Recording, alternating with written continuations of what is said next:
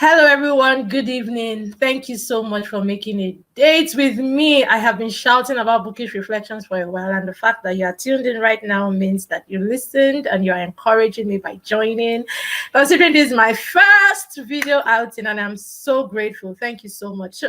Well, if you're seeing me for the first time, my name is Onome Onwah. I run Treasure Thoughts Academy, a literacy development organization centered around books, and because I personally I am a book lover, a book enthusiast, a book reviewer, a book blogger. Anything you want to define me around books is just fine.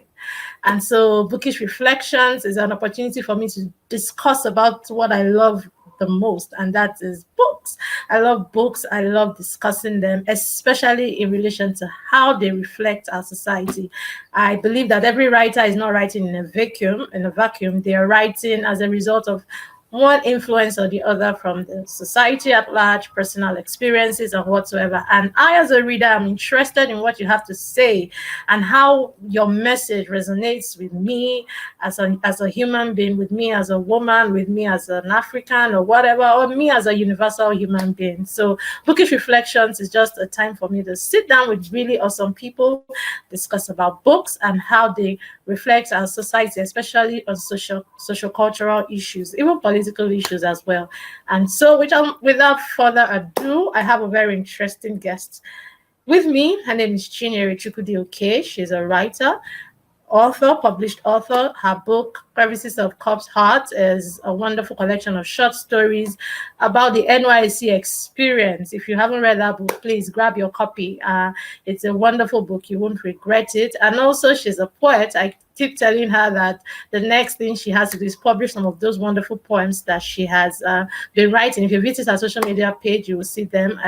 She's also the founder of Literati Generation Movement. She's interested a lot in the literary space, and she has been an influence in my life, in my own intellectual journey as a graduate of English, both at the undergraduate level and the postgraduate level. So let me invite Chinyere. Chinyere, yay! She's my first guest, and I'm so excited to have her. Chinyere, thank you for honoring me. Thank you for accepting my call to be here today. And I wanted to ask, how was your COVID lockdown experience? And what did it now being able to return to life a bit as normal as it used to be? I think for me, the COVID experience came in binary. I had binary experience, good and bad. On the bad side, it was depressing. On the good side, it created an avenue for me to bond effectively with my kids, my husband, and my friends. You know, yeah.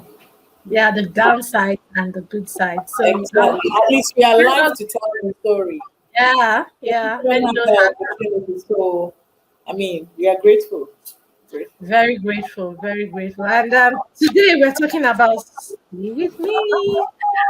And I Ayobami had Adebayo, the opportunity to meet her at the Art and Book Festival, and I told her that the title of this book was actually my experience because the story stayed with me.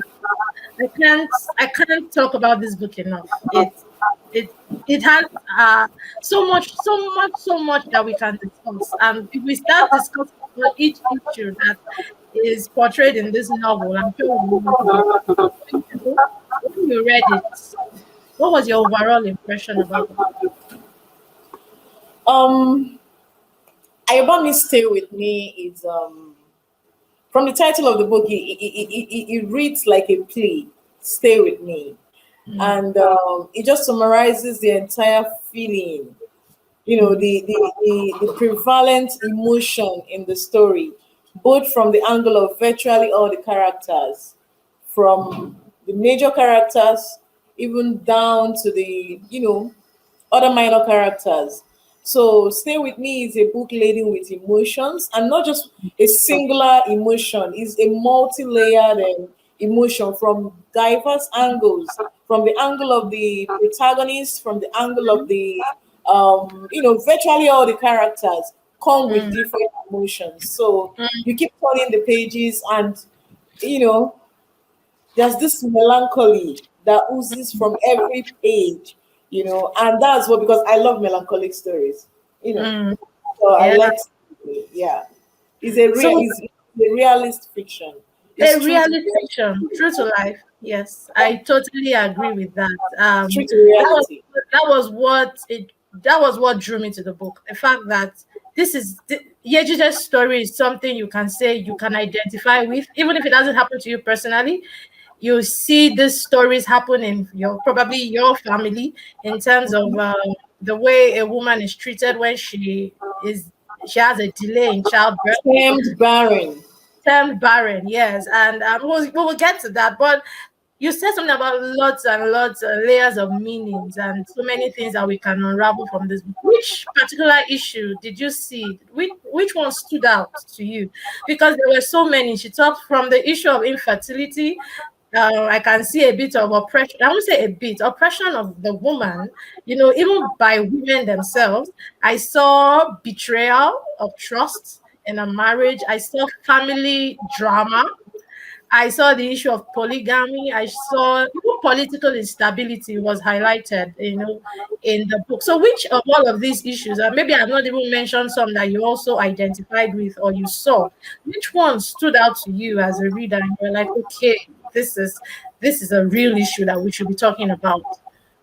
I think is brainwashing. Mm, Yeah, there's a level of cultural brainwashing that went on in that book. The fact that the society has entrenched a lot of things into its system, we've gone ahead to appropriate those things, and then eventually we push out dysfunctional human beings to the same society. So I see that brainwashing, that cultural, that entrenched brainwashing, going on here. There's emotional blackmail, which is another form of brainwashing, whereby, in the case of Yejide, who happens to be a virgin and a first timer on the scene, not knowing what a good sexual experience actually represents. So mm, when she gets something that is, you know, that she was made to believe is the norm, so she mm, settled for it. But then on getting into her salon, and the salon is usually a beehive of gossip, women talking mm, about these things, and then she trying to ask questions, and then holding herself back because she doesn't know how the society will judge her or her man. yeah. In the Mm-hmm. first place has brainwashed her, so it kind of, that's what stood out for me, actually, that brainwashing. And then the religious aspect, where people Mm, have to go to charlatans, mm, to do concussions, be sexually dehumanized, be physically dehumanized, emotionally blackmailed into believing, something that is totally impossible, mm, So that is the angle, that brainwashing that is multifaceted, multi-layered, that cuts across both the family, the society, religion, friendship, marriage, even sex. mm, mm. Thank you very much. That you have like you just opened up a box of so many things now that I can now see where to start now is like, okay, you said so many things. But um first and foremost, let's even look at Ejide as a character. What does she represent? What does she represent? Especially when I read the book, I felt Yejide was practically innocent. I think naivety can cover her to an extent. And so I found it like I can't say it's a coming of age story of Yejide because she wasn't so it wasn't like we got to follow her from her childhood story. We just got snippets of it narrated in between. But I mean, looking at her, she grew. I think she grew. She was able to discover, okay, so I have been like I don't know, the thing is I don't want to give spoilers, so that people go read the book. But let me just do a brief synopsis for those who might not have read the book so that they can put what we are discussing in context. So Yejide is a young girl who meets Aki in University of then University of Ife, and she falls in love with him. They both decide to get married. And rather than she didn't get a corporate job, she got her own salon. She's basically an entrepreneur, doing really well for herself. And then um, after 3, 4 years of marriage, there is no child. And then it becomes a source of problem for her because the in-laws and even her family, her stepmothers, think that it is time her husband gets another wife. So I am coming from the angle of innocence because we get to know later on. I mean, Akin was her first, your first love, your first. You really haven't been. She hadn't really been much into the dating game as much, although she was.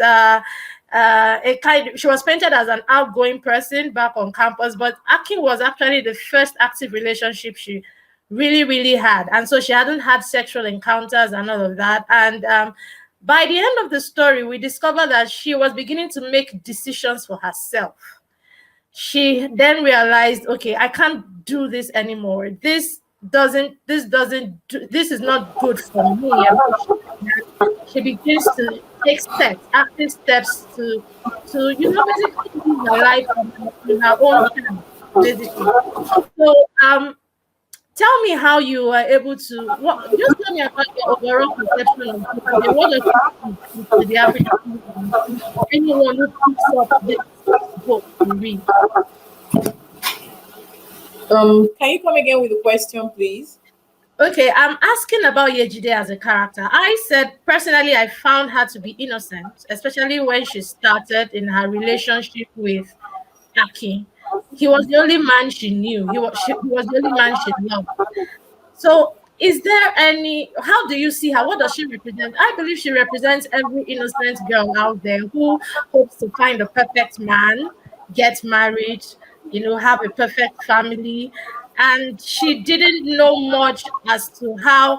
And besides, she actually had a very rough education as to what marriage should be because she came from a very, let's say, dysfunctional home, having lost her mother at a very young age, and basically her mother died at childbirth, and so she was practically raised by stepmothers who didn't give a hoot about her, and so that's why I said she was innocent in many ways, and then that innocence seem to be where probably her tribulations and trials pretty much I mean the tribulations and trials she experienced,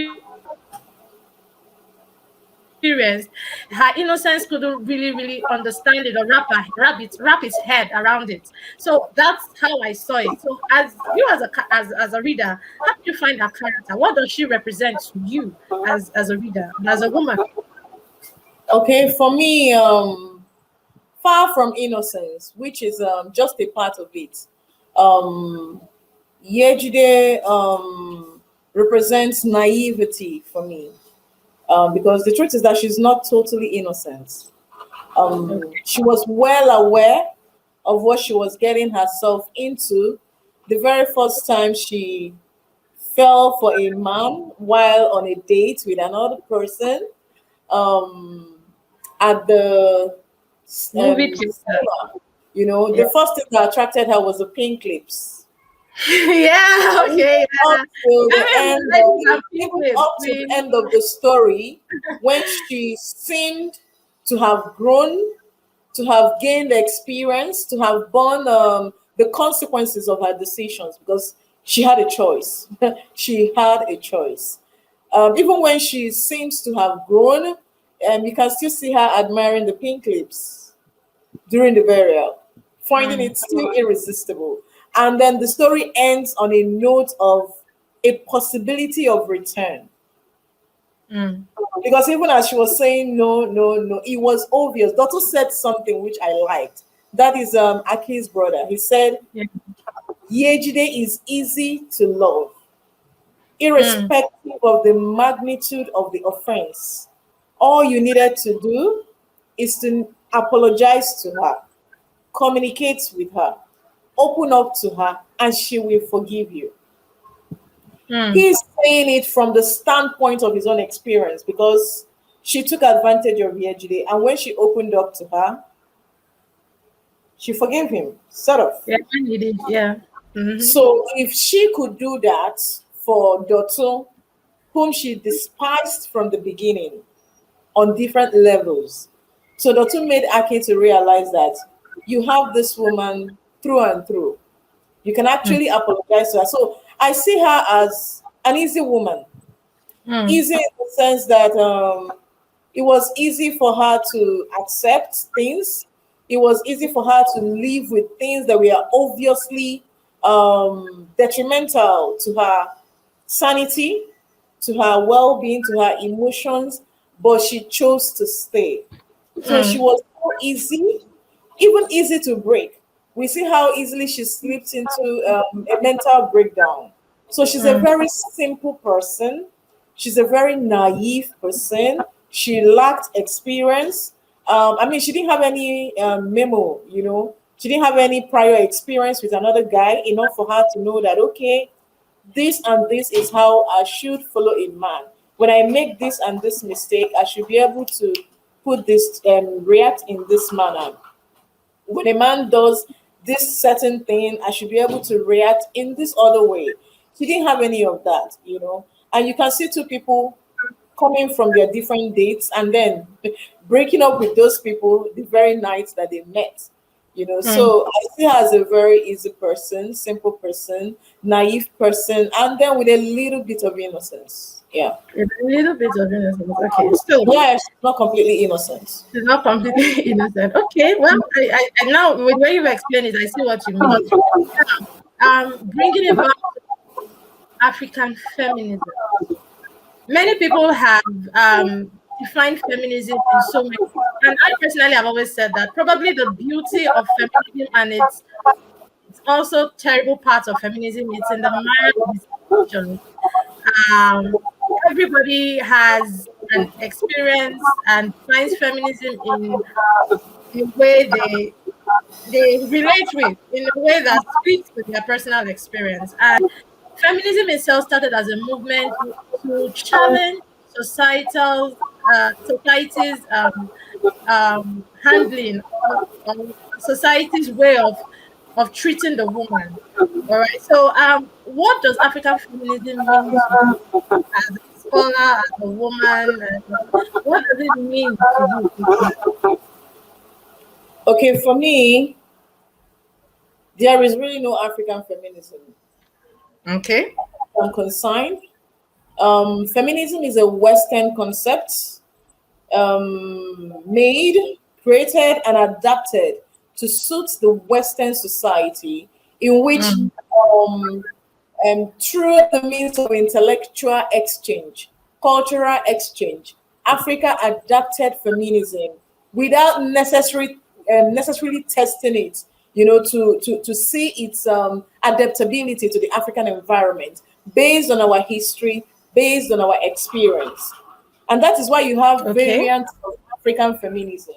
You have a lot of African women coming up with diverse forms of feminism.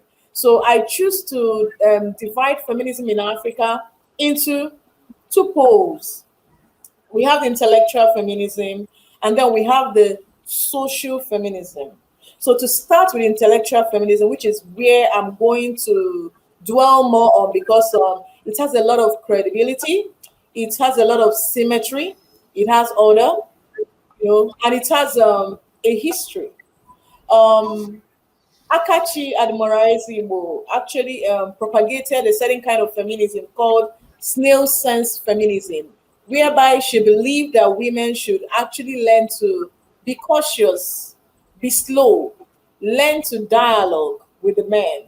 You know, the African society is rough, is highly patriarchal, and then coming from the time that Akachi was coming from when she wrote this thing, a lot of advancements in feminism within the African society hasn't actually been made.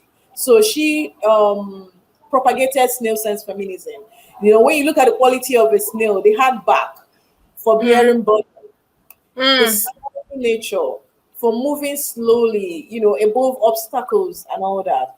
But I see that kind of feminism as being one-sided because it provides a solution for a woman in a society that has other people, if you are projecting a snail sense kind of feminism for women, what are you propagating for the men? Or are women just supposed to be the snails, moving slowly and cautiously, being um, bridled in their adventures in order to accommodate the excesses of a patriarchal society? That is Mm. where I fault snail sense feminism. I mean, I like the creativity of it. The way it is a unique kind of feminism. And I love especially how creative she was able to use the snail, to create Mm. a picture of how women should survive in a society that involves both men and women. I love that. But that is where I thought, because if I'm to use it to attribute to a character in this story, I will attribute it to the person of Yejide. I mean, she applied the snail sense feminism. She created room for dialogue, a dialogue that never happened between her Mhm. and her husband. And he Yeah. felt the right to not tell the wife that he was impotent. Important. He felt the right to not tell the wife that he actually committed, I wouldn't call it murder, but manslaughter. He Mm. was Yeah. able to push Fumi and then have her mistakenly fall down the stairway. It was Mm. easy to have two women on the side, one Mm. upstairs and the other one in the room somewhere, Mm. just to satisfy your ego. When deep down, you know that the problem is with you. I mean, those women, two of them were emotionally tortured on account of one man who was the major problem. So that is Mm. where snail sense feminism, the failure of it, as a means of negotiating our coexistence with the male folk. Mm. Then I'm going to apply modernism by Catherine Obianuju Achelonu. It sees the woman as having a connection with the earth, that ability to nurture, you know. And then and she said something that both men and women could be moderists. Mm. And I asked the question, who becomes the fatherist? Mm. How Okay. inclusive, how inclusive is modernism as a means of negotiating our coexistence with the opposite sex? So that Mm. is where I faulted. But the richness of modernism is seen in the way that Aki eventually became a moderist, a Mm. nurturer. He nurtured um, what is that? Rotimi. Rotimi. Rotimi, who Yeah. eventually christened herself Tini to become a very strong woman. Mm. Mm. We could see the weakness of Yejide, who gave up on that child, actually thought that the child had died, and returned to see, by all means, her daughter's grave in order to pay her last respects. You know, Mm. truth be told, a man raised Rotimi into a very strong woman. Yeah. That's going Yeah. to lead somewhere eventually. I have to tie this. I'm going to bring in Stewanism by Leslie Ogundi. Ogundipe. Yeah. We actually It's actually an acronym for social transformation, including African women, including women in Africa, Women Stewart. in Africa. Yeah. Which is quite good because I mean, social transformation, women should be included. Women are not by our intricate nature, we are nurturers. We Mm. are we know how to hold the fort, especially at the home front. So I don't fault Tiwanism in any way, especially because it could be a means of political advocation and Yeah. advocacy, to advocate for maybe equality, political presence for women and all that, both in positions, both in the corporate world, in the public sector, in the politics of nations. Mm. So I like that, especially as relates education. There is something Adam Smith said that the secret of wealth of nations is the human intellect. I mean, Mm. the production of intelligent women who will eventually give birth to society. So that is the limitation of it is that it's majorly applicable. It's majorly applicable for social advocacy, Yeah. but the emotional aspects. It doesn't Um, really cater so for that. It doesn't yeah, really it cater. doesn't completely cater for that exactly. Then there is another one called Womanism, which I wouldn't dwell so much on because it's not far from modernism. Okay, so it advocates for the rights of women. Is by Ebo. So, in all of this, what I would advocate is something that is far from all of this, like a unification of all these forms of feminism, because they are rich in themselves.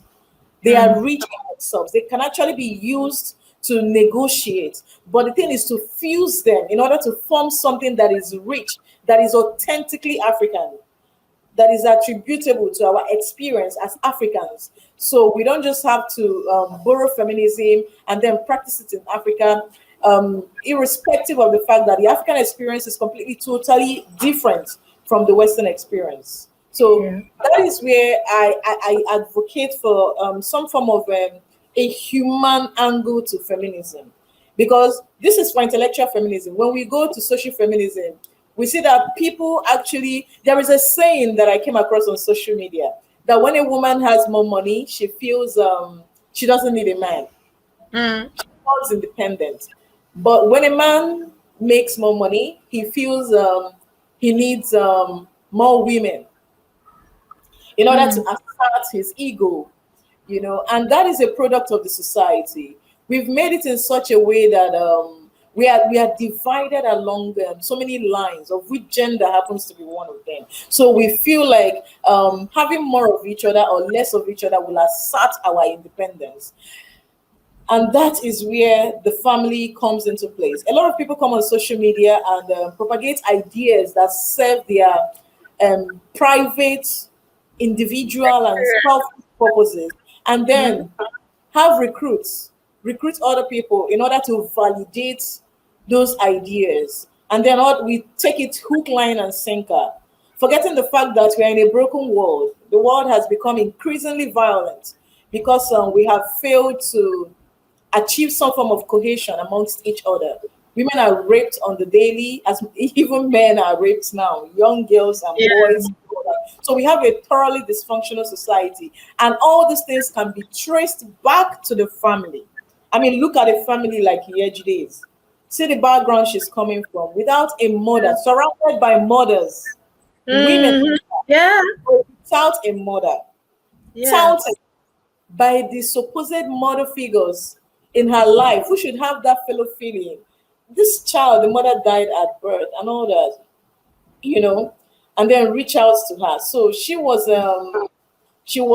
thoroughly bruised by the women in her life. Yeah. And then eventually when she got married, we could actually see the same thing playing itself out in the mother figure she eventually adopted, which is mommy, the Yes. Her mother. mother. And then she was almost going to be displaced from her home by yet another woman, Mm. Fumi. Yes. So we see a serial, cases of women constituting the problem of women, so to speak. Mm-hmm. And then when she eventually started having extramarital affairs with Dotun, Mm. she happens to be a good sister-in-law to Ajoke Mm. while sleeping with her husband. So we see a vicious cycle. Mm-hmm. That says a lot about the family values. When you turn the home front to a war front, we will end up, we will gradually be setting ourselves up to having, mass dysfunctionality out there Mm. in society, because the family happens to be the first agent of socialization. If you don't get it right at home, if we keep churning out broken men and women who do not find a way to, you know, um, This. unite, fuse with each Yeah. other, then the society will suffer for it. In Mm. generations to come, we will we will turn in our graves, to tell ourselves that we actually left broken people for the Mm. world that we left behind. So I Mm. think everything stems from family values.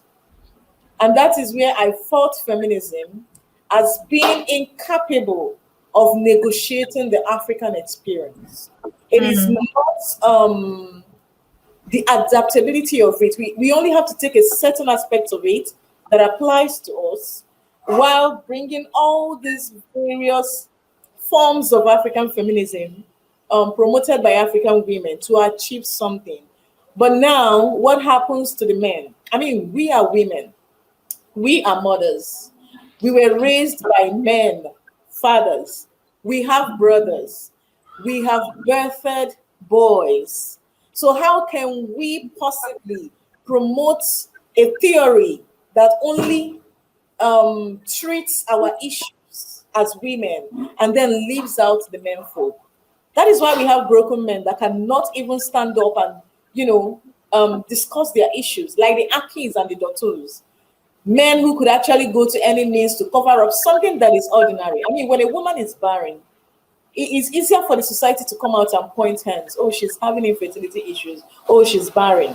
But when a man is barren, the society covers it up and finds a means to make up for his lack. Mm. It's something we should discuss. There is nothing wrong with these issues in themselves. Most of these things are treatable. It's communication.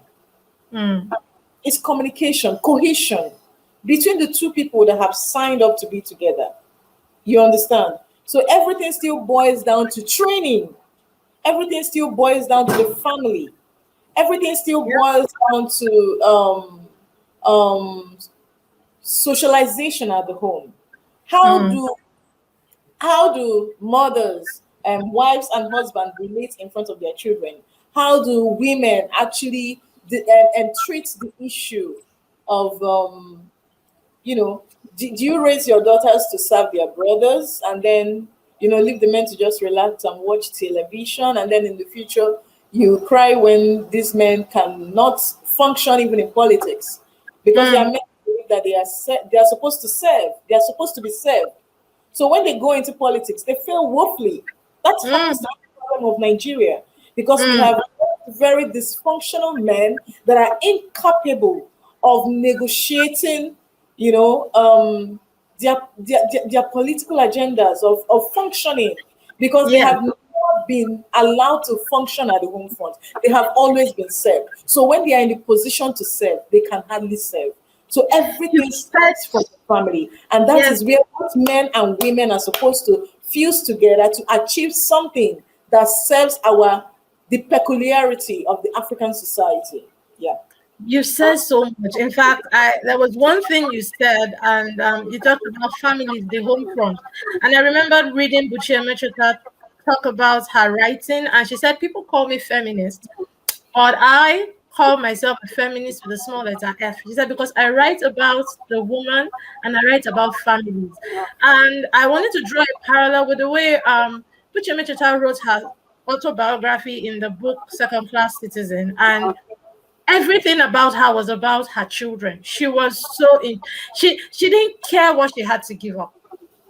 And she kept emphasizing that for the African woman, um our homes are still very important to us. I mean, we have to also take care of the home front. She was an agitator for the home front. Let's take care of the home, and I divide feminism in eras. There is the Flora Nwakpa era, there is the Buche Mecheta era, and then we have the Adiche era now. The new writers who are beginning to write in relation to our current social experiences. So how do you think in this book, Stay With Me, what are some of the problems that families issues that families have to look head on and say, this is something as a family we have to do if we have to churn out um uh citizens that have sense, let me use it that way, citizens who will go, like you said, go into the political spheres, go into whatever sphere and do right. How do we correct this dysfunction in our families? I remember a story. No, it's not a story. It was a movie I watched. Tyler Perry. I can't remember the title exactly, but that thing there was something that Medea said that stayed with me for a very long time. She says, in many homes they tell you that it's a family thing. Keep quiet. Don't talk. Don't talk. Don't. They say, but when it is killing you, run out and scream like hell. And she was talking from the point of view that many people in their families are suffering from the culture of this culture of silence. Yejide suffered from it. She couldn't tell anybody that my husband can't seem to get it up. And who will she tell? Will she go and tell mommy, who never sees anything wrong in her sons?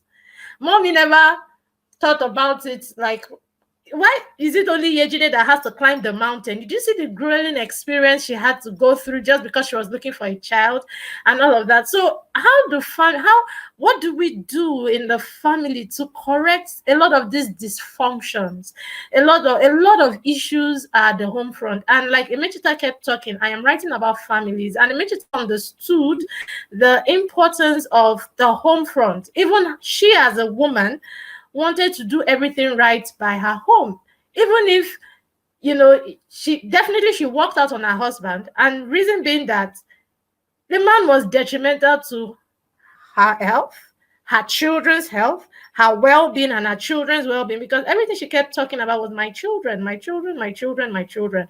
So how do we wage this war? When I say wage a war, how do we educate in our families? How do we correct the dysfunctions in our families? Okay, so Okay. that's a very wonderful question. What I will advocate for is education, and then there has to be checks. A society without a strategy, a society without a system is bound to fail. Nigeria happens to be one of such societies because we don't check our excesses. We don't check the excesses of religious charlatans. We don't check the excesses of abused children at home. Imagine when a child comes screaming and an adult says, "Go back." They chase you back to your problem. That is why somebody like a Yejide was totally helpless growing up. I mean, she was a dysfunctional child. She kept fighting at school. She even Yeah. called herself, I think she called herself a terror at some point. So Yeah. all that strong and then lacking in the basic thing, which is sex education. I mean, that says a lot about the home front. We shy away from these things, but I think it is time we start speaking up to our children. Our boys should be open enough to tell us, "Mommy, when I wake up in the morning, this thing doesn't stand." I don't know if you get me. Yes, I do. Girls should be able Definitely. to open up to us and tell us, "Mom, I actually see this boy that I like," and then we kind of kissed. If we don't create room for such kind of dialogues, these children will go out there and experience things for themselves, and then eventually end up in the likes of Yej days, even the likes of Iyabolu. I mean, I can guarantee you that Iyabolu kept birthing children in the hope of having a son, and she Yeah. ended up having 6 girls. No.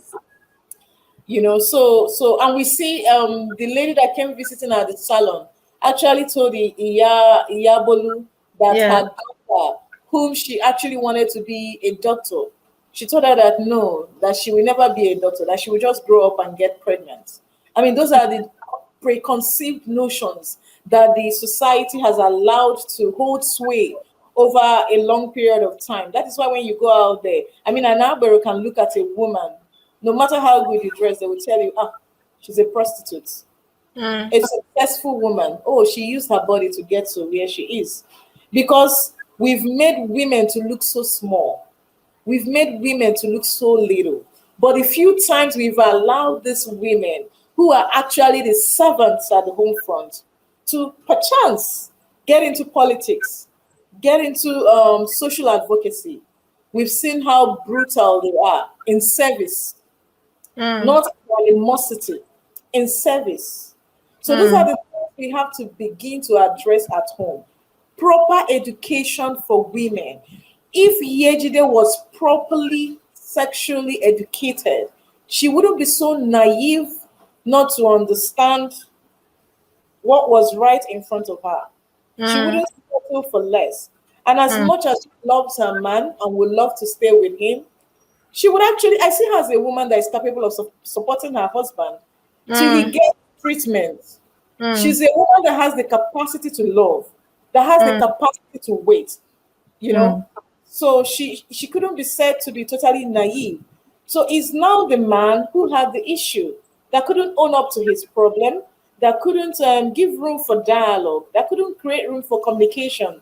So it was a very one-sided relationship. He didn't actually know how to love, because if you look at it, he loved Yejide to pieces. I mean, Yeah. his love wasn't in doubt. Our love is not selfish. I think he And was self. you can see he was actually driven to protect her from her insanity when Yeah. he desperately planned with his brother Dotun, of which he Yeah. could have done better by opening up and saving her all the heartache, all the mental, torture and all that. I mean, imagine a woman climbing up the mountain to breastfeed a goat, Mm. surrounded by some crazy men singing, and then she was totally helpless in her ordeal. She was Yeah. helpless. She was alone, and I mean, that is where the problem comes from. Everything starts and ends at the family level. These people were raised, from a home. They go into the society. They will eventually start their own home.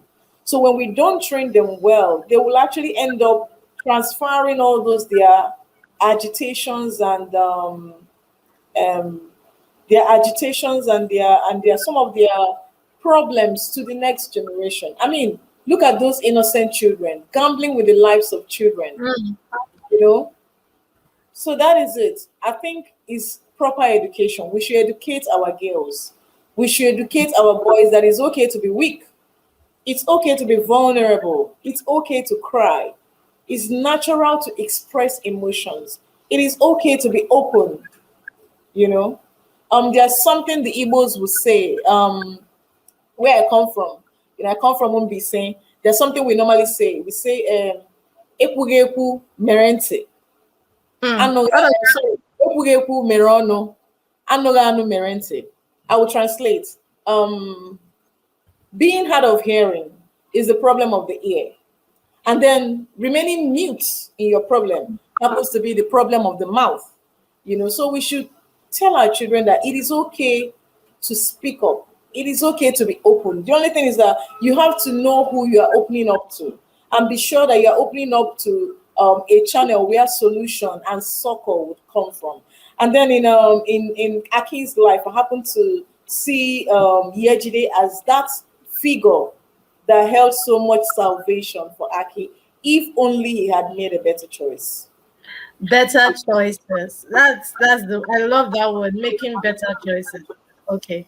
Well, Junior, you have said so much. So much, there's so much you have said that we need to unravel, we need to unpack. But Adichie wrote a book. I would say she wrote a book. It was a speech that was converted into a book, and she said we should all be feminists. Um, well, I said it that I look at feminism in eras: the Flora Wampa era, the Emecheta era, the Zulu Shofola era, and now we are in the Adichie era. I don't know if I can qualify Ayobami Adebayo as a feminist because I haven't seen her wear the feminist badge. But automatically, we always assume or we presume that anybody that writes around the oppression or suppression of women and writes a story that brings it to the light is feminist. So probably we can put her in that feminist bracket, or like Emecheta, maybe say she is a feminist with a small letter F, because she really does. She just tells the story. She leaves you to make make of it what you want to make of it. So back to my question. Adisha says we should all be feminists. I read it. I know you have read it. What do you think? Should we all be feminists? Well, it's a very I love Adichie, by the way. She's my all-time favorite. I mean, during our MA class, some people knew me, a chick Amanda that I had never met at the time. So that's by the way. But I'm going to divorce her writing from that very statement. By Okay. her writing, I mean her fictional works from that very statement. Because when we say we should all be feminists, okay, we are saying that we should all advocate for the rights of women. We should Mm-hmm. all treat women right. We should Yeah. all protect the women in our lives. We should Mm-hmm. all be more responsible men towards women. We Yeah. should all be, you know, more or less accommodate women. And now you are saying we should all, by all, men included. Now, I realize that there are some men who are feminists, and that's okay by them. But the thing I'm going to ask is this: how do you tell a man to be something that he is not that he does not biologically identify with? I don't know if you understand me. The word Okay. feminism, I'm going to take it from feminine, female, feminine, feminism, feminists. So we should all be feminists. Now, who are going to be the masculinists? We all should be masculinists. We all should be Sure, that's where I'm everything. going to come from. We should all be feminists. Fine. We should all also be masculinists. That is why I don't like the divisive nature of these nomenclatures that actually carry the whole experience. Feminism, masculinism, though masculinism is not so popular, but I mean, feminism is all over the place, and we share the notions of some of the radical feminists. But I believe there should be a united front. There should be a united front. I mean, we should go beyond um, seeing this thing from the angle of how it affects us as a separate unit, to how it affects, because I believe it or not, when a man hurts a woman, another man in her life suffers for it. I've seen Mm, women who are products of their experiences with other men, so they grow up to be very aggressive wives to men who are supposed to be responsible men. You okay. understand? So you learn from your experience from another man, and in the knowledge of that, you come to a new man with those baggage. So when a Okay. man suffers, a woman somewhere is going to suffer for it. When a woman suffers, a man somewhere is going to suffer for it. So whatever affects one person affects the other. I mean, if a man's daughter is raped, the man is torn into pieces, the man is broken, the mother is broken, the brother is broken, the uncles, the male friends in her life are broken. When a girl goes through a heartbreak, she runs to her father, or to her girlfriends. Everybody, we are affected by what affects one person affects the other. We are all affected. We are all connected in some way. So when you say we should all be feminists, I think we should all equally be masculinists. Oh yes, it should be both ways. We need to protect each other. We need to So you protect are each. proposing more of a united front. Violence is not gender sensitive. Rape, death is not gender sensitive. It's not I gender want to, selective. I want to play the I want to play I want to take a position of I won't call it an opposition. I'll just give you another perspective to what people will say. Like I was reading, I can't remember the report, but it was from a reputable organization, and they had done research and they found out that the most people killed in domestic violence and all are women, most likely done by intimate partners. And the numbers are there, the statistics are there to show that women are actually at the ones more at the receiving end. So people look at it, well, coming from the Adiches and the other families, they look at it and they think we are the ones more facing these challenges. We should be given more preference, because believe it or not, in Africa we have a long way to go as regards the woman gender. I can't even begin to explain. I think we've come a long way, but we are still far in appreciating womanhood and giving women the respect that they deserve. I mean, look at the political space and look at women representation, even in our religious gatherings. You see that women are more in the religious sphere, but are less represented in religious leadership. I'm just saying that generally, whether you're a Christian or you're a Muslim or you are traditional worshiper. It's a general thing, all right? So what I'm saying is, do you think that that is the angle the DJs and the current feminists and even feminists before them are coming from? That if you look at it, the disparity as to who is more affected is the woman. So maybe everybody should try to ensure that the woman gets up, and when she's up, everybody will get up. I don't know if I'm just like, Yeah, let's actually, crystal from I aside. identify a whole lot with that statistics, because women are more affected. I mean, let's face it. During the pandemic, Yeah. women were raped, Yes. killed, even in the most unexpected places. I Mm, mean, you had the case of a lady that was raped by a uniformed officer that was stationed to protect her. We had the mm. case of a little girl that was killed, raped to death in a church. In a We had church. the case of so during pandemics has a way of opening up the society, Mm, to present a mirror to us to see just who we are and how we've become. Because when we carry on, daily, like, it takes, that small lockdown for some suppressed, violent emotions to, erupt. erupt. Yeah. During pandemic, that we were able to see the kind of men that the society have actually been raising, and to some extent the kind of women as well. Because I mean, you saw the videos of men who fought to death, Mm, over issues between their wives and a lot of things.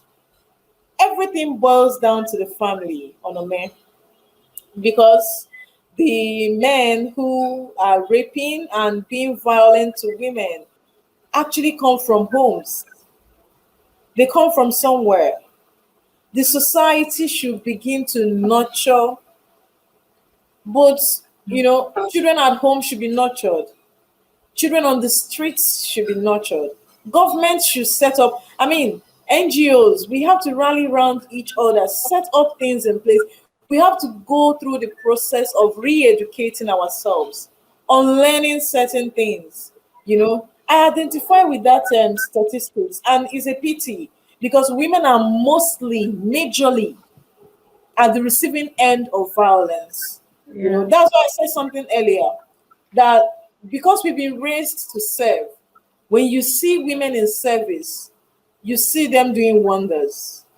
But when people have not been raised to serve, when they go into active service, they do not serve, they turn others to their servants and they become monsters. And that's what society has become today. So everything still automatically goes back to the family as a unit. We have to get it right at the family. We have to get it right at the family, because these monsters that we have, given or released into the society, we are Mm, actually bred at the home front. yeah. Thank The you family very much. is given serious attention. We need to get our institutions right. The churches, the mosques, we should start the active social service that we owe to our host communities by teaching the right things. Yeah. By teaching the right thing, by teaching our young men and women, by panning our cameras to what actually matters. Values. What values are we propagating in our religious houses? What values are we propagating in our homes? What are we teaching our children? Are we having time for our children? Or are we Mm. the kind of parents that actually feel that money is enough? And then eventually, when the problem starts in the future, we begin to look back with regret. The family has a vital role to play in this advocacy. I think on that I agree. The family is important. And what would you have advised Yejide? I can imagine if Yejide was my friend. What would I have told her? Learning that your husband is impotent after 4 years of marriage, and knowing that you have been he practically, it was like a mockery because he laughed when she said she was pregnant. It was like, you can't be pregnant. He said it with so much assurance because Gusto. he knew it was true. And then we had to discover that he had planned with his brother. And wow, what would you have advised her? What did she do? Did she take the right step by walking out of that marriage, especially when she knew that there was a possibility that her third child would die? And what would she have done differently? Let's do it two ways. Well, we all know Aki should have said the truth. That's a given. But what, as a woman, and many women are facing this issue of silence. They can't tell their pastors, they can't tell their counselors, they can't tell their mothers or their mother-in-law that their sons are the problem. I'm okay as a woman, I can get pregnant, but your son can't get pregnant. And what advice will you give characters like Yejide that are at large in the society? Um, well, I will start from the character of mommy. Okay, Okay. you can see that she was the one that brought Fumi. At the end of the story, when everything had broken, she was actually proposing another young girl. Yes. Family values. Coming from where she is coming from, you can see the relationship with her husband is actually not so fantastic. They From coexist. They are not together. I mean, emotionally, there is no tie. They are just living their, together. their roommates, put it that way. They Yeah. are roommates because they are emotionally detached and separated from each other. So that is why where I am looking at it from. If I'm to advise a Yejide being caught up in that kind of web, Onome, I see them as this Wale Adenuga story that they say we are like pencils in the hands of the creator. Okay. Um, both Yejide and Akin are products of their experiences. To some extent, I really do not fault them because these things have a way of coming up. So if I'm to advise, if there's something I would have loved Yejide to do, it was the place of a mother in the life of her child. It's Hmm. um it's more of a calling. It's a natural calling. Hmm. I feel she should have stayed with her sick child. I mean, she has started. What would it take to finish it up? Finish it.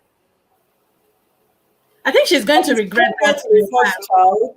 She She missed gave about birth how to the many first years? She child. missed a lot of years out of her child's life. It's something she can never recover, actually. Exactly. I understand from that angle, but she made a choice. Hmm. When they had that first child through Dotto, and the child was a sickler, they gambled a second time.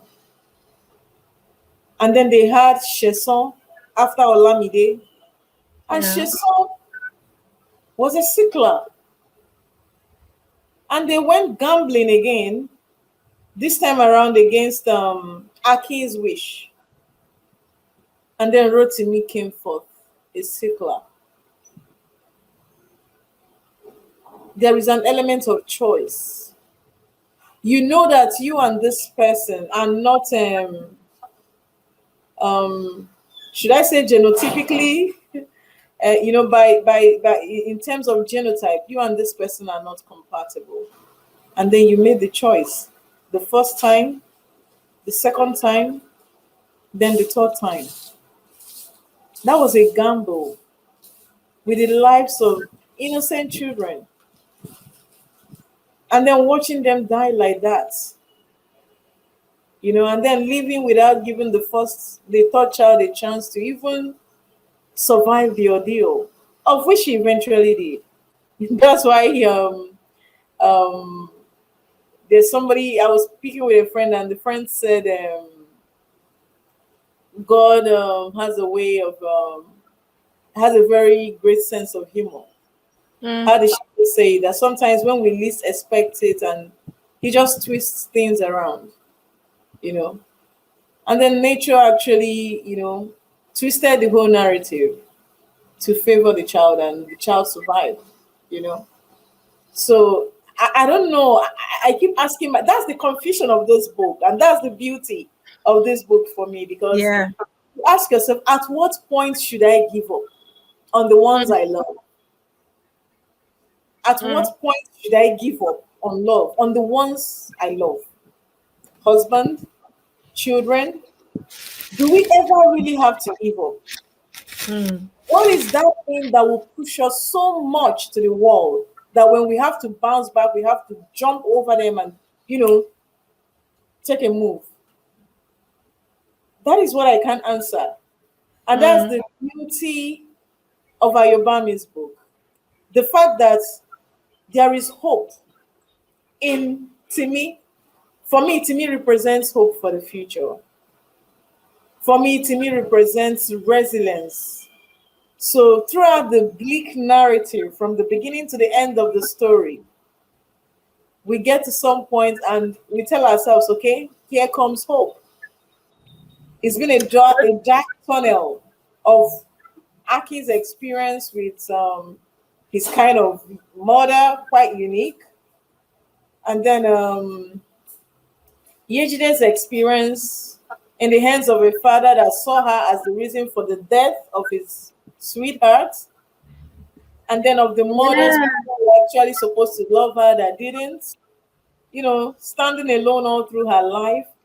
And then sticking Mixtures of around. different tragedies together. Exactly. And then sticking around with mediocrity because she's afraid of not having anybody to look for her when she gets lost. I mean, did you Yeah. get to that part of the story? Yeah. Because she wanted to have somebody to look out for her. She has no lineage. She Mm. has no known lineage from her mother. And then from her father, she's seen as more like an outcast. You can see her standing alone at the graveside and everything. But through it all, hope, a waking dream, represented into me, Yeah. So for me, there are some questions that don't have particular answers, because that's where you see the genius of the writer. You know, once you write, your book leaves you and assumes different meanings out there. So I see that Ayobami has done. She has pulled a fast one on us, because that's an authorial intrusion. You can't. There are things you can't say. The way she Mm. even ended the story. Yeah. Rotimi told the You are looking forward remember to. Rotimi told the mother. She said, "Mommy, now you are here. Mm. What does she mean by you are here? Is she here to stay, to come back to her husband's life?" I mean, this was after she had told Aki, sorry, I can't come to your house, which is supposedly their house. You understand? But there is that subtle possibility. She just left everything, Oh, hanging like that. And yeah. then Aki never paid for pushing Fumi mistakenly down the staircase. Yeah, we don't know if anything will come out of that. He kept his word. He was the only witness, so I think that secret might go with him to the grave. Yeah. And He then we was never got to know what happened. What was the reason why Ajoke left Dotun for the military officer? mm. She left it open ended. We never got to know the man that was Iyabolu's husband. There were a lot of things that she left for us to fill in. And I'm really feeling it in, really. I'm rolling like Oh that. my God. So I, I I, think I I, I, liked it. I think I share that. She left a lot of things open for Yeah, us to that decipher. open-endedness of the book was very obvious, and I think in all, people. I think this is a book everybody should read, right? It's a story that will actually stay with you. I know we might have given out quite a lot of spoilers, and we shouldn't have, but because of some of the issues that we had to talk about, we had to draw them from the book. But we can't, no matter what we say here or we have said here, it won't Yeah. take away the experience of reading this book. Okay. And I can actually liken Ayobami Stay With Me to Chinyere Chukwudi The Joys of Motherhood. Yeah. How do you do that? How do you link that? No ego and Because you see what Chinyere Chukwudi's character Nengo went through and died. And then the irony of it all, is that Buchi actually titled it The Joys of Motherhood. We when see all the she same had was thing. just trials and troubles. I Yeah, didn't. trial and error. We see the same thing replicated in the life of Yejide, Yeah. The Joys of Motherhood. We see the Mm, same thing replicated in the life of even Yejide's mother. I mm, mean, for her mother, it was having to lose her life during the birth of her child, and then for her, it was having to lose her children after birth. mm. Two of them. It was becoming some sort of a cycle, a vicious one. So it made me remember Chinyere Chukwudi's Joys of Motherhood. I'm sorry I didn't say this earlier, but Yeah, you so true, when they true. tell you about the joys of motherhood, you know that it's a two-faced kind of joy, Yeah. the good Some and the don't bad. get to see the joy anyway, like that, I think. Well, thank you so very, very much. Now, this is a question I intend to ask every guest I have. Chinyere, what book do you think everybody must read in their lifetime? Yep. That before you go from the face of this earth, if you have not read this book, tell your creator to send you back. Read it, then go back. So, what book would you recommend that everybody reads? I know you read a lot, so it's going to be a pretty tough question. So, just pick one. Onome, Mm-hmm. I'm a very traditional woman. Mm-hmm. Yeah. So, so I'm a local woman, right? I agree. So when I say it, don't blame me. Okay. Yeah, blame it on my nature, my background. I think it should be Chinua Achebe's Things Fall Apart. I wanted to say I knew you were going okay, well I didn't guess right in my mind. I thought you were going to say like Elechi Amadi because I I was was going very to say Elechi Amadi is the concubine. You yes. know what I I didn't know you say? said you're a traditional woman. That was the first title that came to my mind. I was going to say Elechi Amadi is the concubine. But you know Okay. why I didn't say it? Why? Because Elechi Amadi is the concubine. It appeals to me from fewer angles. Okay. But Chinua Achebe's Things Fall Apart. It That book appeals is to the ultimate. history. It appeals to everything. You know, I the mean, the aesthetics. Our material culture, our mm, aesthetic, the beauty of our material culture, the richness, the gnomic representations of culture. I love culture. I like gnomic expressions. I love proverbials. I love things that seem difficult. And yes, Wole Soyinka has the road. hey, did you just say the road? I Yes, have I a said the story. road. I I have a told you story. I love myths. I love things that are not easy to comprehend. Things that Okay. task your native wisdom. Let me tell you my own story. I was in Things a Fall class. Apart on the Road by Wole Soyinka. Things I Fall was Apart by Chinua Achebe and The Road by Wole Soyinka. I don't the care what road. anybody says about The Road. I Ah, love The no, no, Road. no, no, no. Because The road is the only book till that today, you know gave me why? a headache. Till today, I'm still trying to understand The Road. Yeah, I Every don't time I pick up The understand it Road, till today. it's relevant. It's forever relevant. Every time I pick up The Road to read, I will attribute it to something. Don't be surprised, I will pick it up tomorrow and somehow I'll be able to link it to this NSAS, all these things happening in Nigeria Oh, now. okay. Because it's prophetic. Every time you pick it up, and it's the same thing with Chinua Achebe's Things Fall Apart. These are prophetic books. These are books that speak to the past, the present, the future, that bridges all the gaps of the cycle of life. Hmm. So I don't care. These are the We can books. the road. My story with that book. Oh Lord. No, I we took know. Panadol extra. I'm not lying though. After I read it, I took Panadol extra. The constructions, the heavy weight that Wole Soyinka threw into that book. Well, thank you for sharing. So everybody, before you meet your creator, Chinyere has given you an advice. Go and pick up 2 books from the bookshop.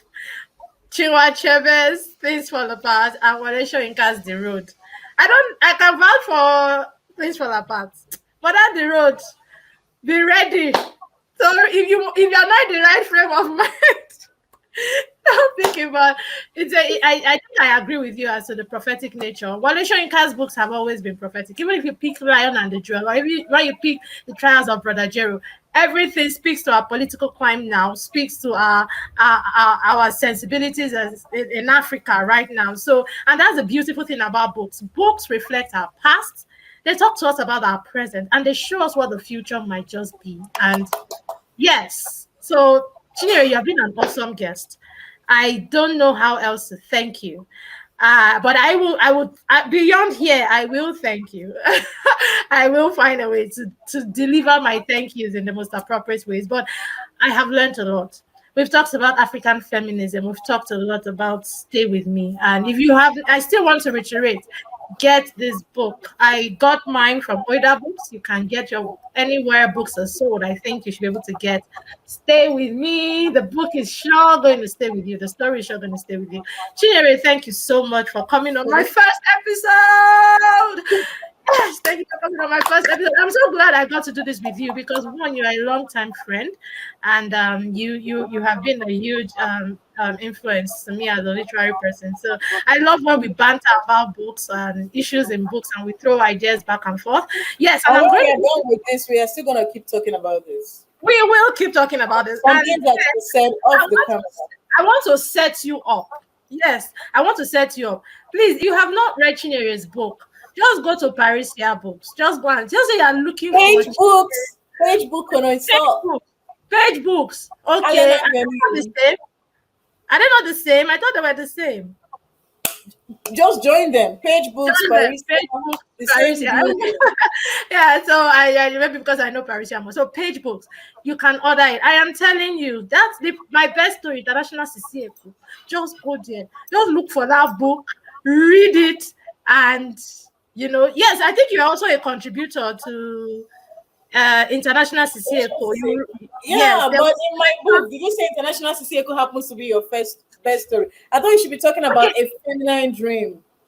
I mean, we are Well, discussing feminism, duh. yeah, well, International CCA was one of the ones that I think stuck with me. But yes, there's a feminine dream, and that was beautifully crafted. So maybe on another episode, I need to bring you on to talk about that book because there are so many things you raise, especially for young people that are being sent into the labor market, for jobs and the experiences they have within that 1 year. It was so good that you were able to talk about it.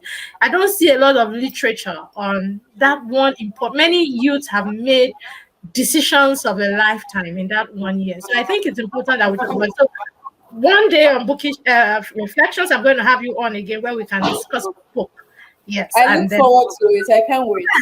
yes, I have to do that. I have to do that. So thank you once again for The coming. pleasure is mine. Thank you. I believe you all have learned so much from today. You can drop your comments, you can drop your questions. I'll be sure to answer the best I can, or probably send it to the experts, Chinyere, to also lend a voice. Thank you so much for joining me today. I can't wait to see you again of my next episode. Like the video and subscribe, and I will be so grateful. Please feel free to share with all your friends, all your bookish friends, and those that don't even like reading. After watching this, I'm sure they will want to go and pick a copy of this book and read. Thank you so very much. So till I see you again, please have a good weekend. Bye.